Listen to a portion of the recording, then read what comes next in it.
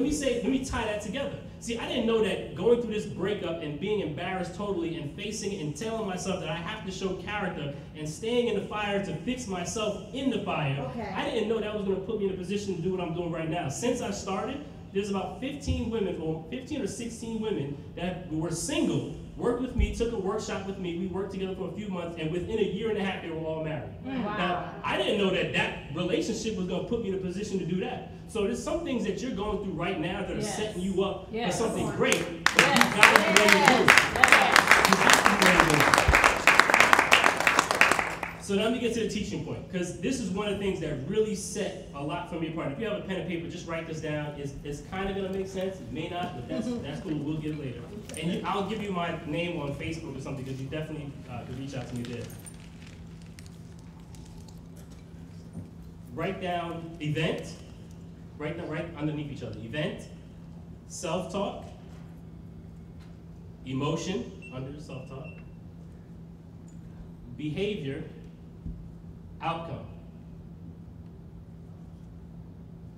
The change you're looking for in your life, whether it be healing, whether it be finding the right guy, whether it be not arguing with your mother, is on that list right there.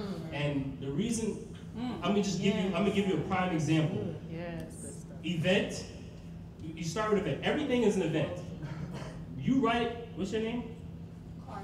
Carla is writing right now. Her writing on the paper is an event. That's right. Me kicking my foot right now is an event. Events have no meaning until us as human beings give them a meaning. Because if you were a fly in a wall, and I dropped this mic, if it was a fly in a wall, the fly doesn't have the ability or language to give something a meaning, so the fly just looked at it and it didn't have a meaning. It just dropped. Us as human beings, because we've had language, we've watched television, music, movies, family. When I dropped the mic, maybe he thought he said something fly. Maybe the mic was hot. Maybe it started overheating. Maybe he just didn't like the mic. Maybe he doesn't like black mics. I don't know. But my point is, you gave it a meaning. So most of the things in your life right now have no meaning until you give them a meaning. And the reason how you give it a meaning is your self-talk. So the minute something happens, automatically, it's not something you think about. Some of you are like, man, I don't have no, it's a voice in your head. It's a subconscious voice. And some of you are saying, well, I don't have no voice in my head. That voice that just said that in your head is the voice I'm talking about. So we all have a self-talk immediately. I mean, immediately. Now, that self-talk is neither right or wrong, but it's going to shape your life if you don't correct it. And it's not something you can do on every thought, because we're thinking thousands of thoughts a day. But there's some things that are holding you back right now, and I'm going to teach you how to change the meaning. So you have a self-talk on it. So I'll give you well, you have a self-talk. Your self-talk is always going to, whatever you say to yourself, is always going to create an emotion inside of you.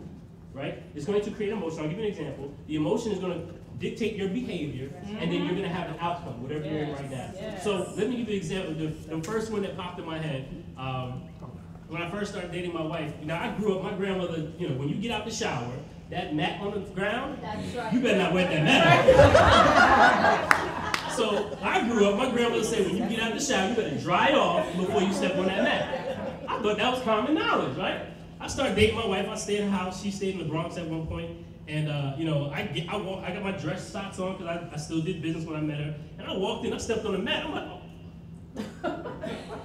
I didn't have a change of clothes. My socks is soaking right now. You can't put a soaking wet dress sock in some nice shoes. Come on, man. So I wanted to say something really bad, and I stopped myself because, again, I know that I was going to give it a meaning. And the meaning probably would have been something like, she shouldn't be stepping on the mat. That's not what it's for. And if that was the conversation I had in my head, the emotion that would have came from that was a little bit anger or frustration or being annoyed.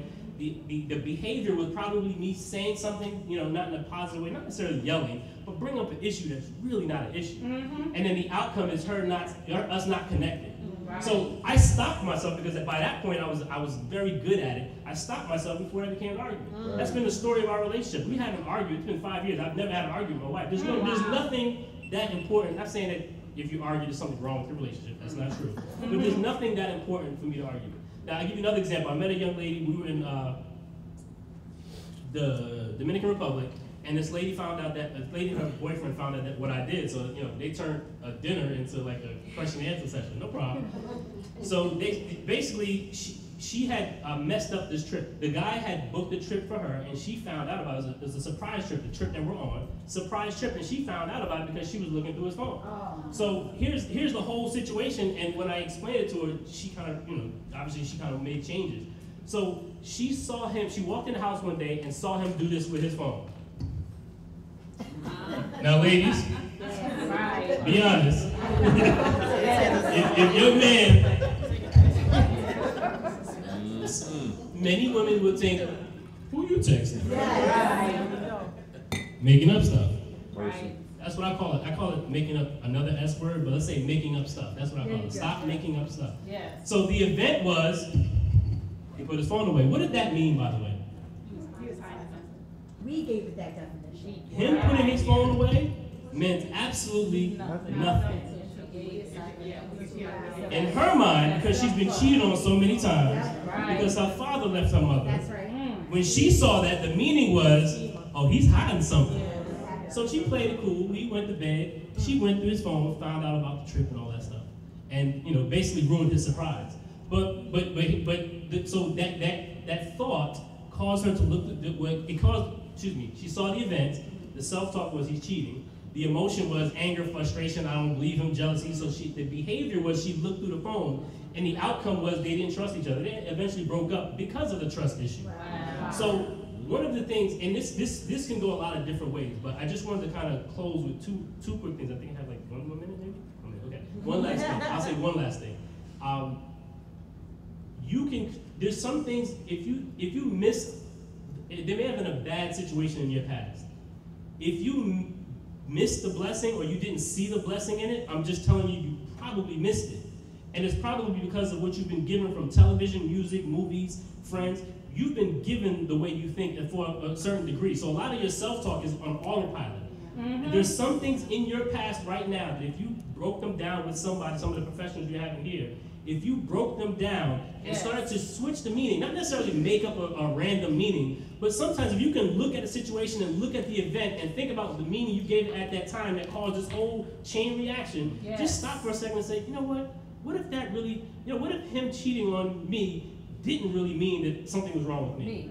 Or what if me being abused, listen to the, what's your name again? Anita. Listen to the meaning that she gave it years later. She was abused. I listened to that. I just don't understand how a guy could do that. There's some guys I could easily fight, but a woman just seems like, why would you, that's not right. Anyway. But, so she saw that situation, and look at the meaning she gave it. She could have taken that and said, okay, you know what, I'm not going to get married again, because men all do this.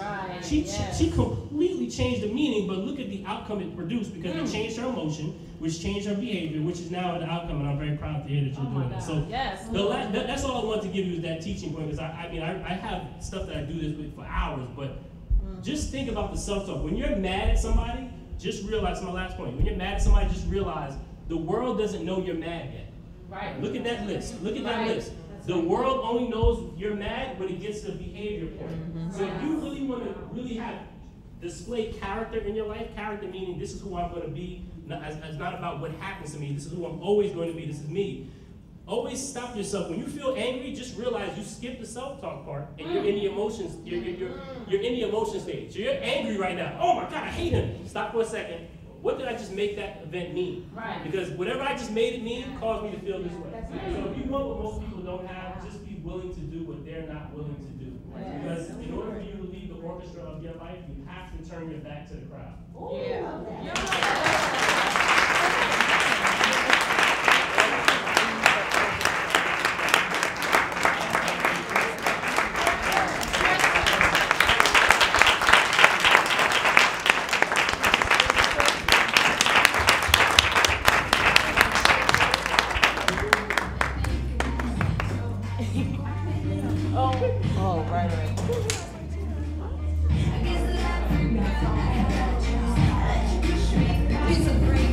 Question?